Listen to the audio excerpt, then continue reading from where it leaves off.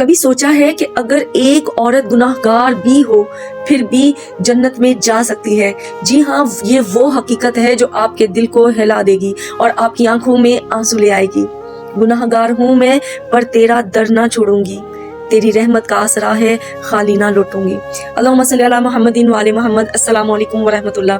नाज़रीन, जैसे कि मैं हमेशा आपसे कहती हूँ कि मेरी वीडियोस लंबी नहीं होती क्योंकि मैं आपके कीमती वक्त की अहमियत जानती हूँ। तो प्लीज़ इस वीडियो को आखिर तक ज़रूर देखिए क्योंकि एक बार मुकम्मल देख लेने से ना सिर्फ मुझे फ़ायदा होगा बल्कि आपकी ज़िंदगी के लिए भी ये पैगाम कीमती साबित होगा। बात करेंगे पहली औरत के मुतालिक, वो औरत जो माँ बाप के साथ हुस्न सलूक करती है। नाज़रीन, अक्सर ऐसा होता है कि जब कोई औरत वालिदैन की खिदमत में लग जाती है तो अपने ही बहन भाई उस पर इल्जाम लगाते हैं कि शायद ये लालच की वजह से या दिखावे के लिए कर रही है।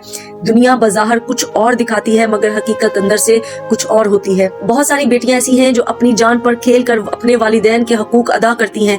अगर आपके कंधों पर वालिदैन की जिम्मेदारियां हैं तो याद रखें, ये जिम्मेदारी सिर्फ अल्लाह और उसके रसूल सल्लल्लाहु अलैहि वसल्लम के बाद आपके वालिदैन की खुशनुदी के लिए है।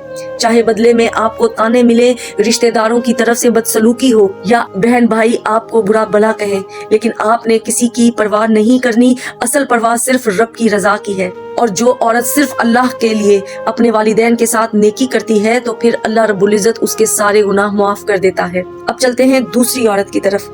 वो औरत जो शौहर की वफादार और उसके हकूक अदा करने वाली हो। नाज़रीन, याद रखिए, अगर उससे गुनाह होते हैं लेकिन अपनी इज्जत को शौहर की इज्जत के साथ जोड़ देना, उसके साथ वफादारी निभाना, ये अल्लाह के नजदीक इतना बड़ा अमल है कि ये औरत जन्नती हो जाती है। अब बात करते हैं तीसरी औरत की।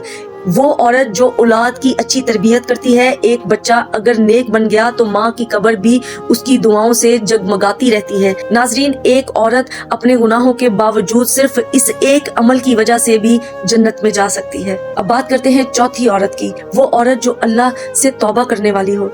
नाजरीन, गुनाह सब करते हैं लेकिन फर्क तब आता है जब गुनाह के बाद आंखों में आंसू बहते हैं और दिल टूटकर अल्लाह के सामने झुकता है।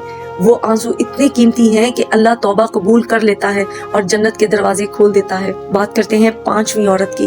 वो औरत जो अल्लाह के जिक्र में लगी रहती है, चाहे वो बच्चों को संभाल रही हो, किचन में हो या घर के कामों में, मगर जुबान पर सुबहान अल्लाह, अल्हम्दुलिल्लाह, अल्लाहु अकबर या अस्तगफिरुल्लाह रहता है।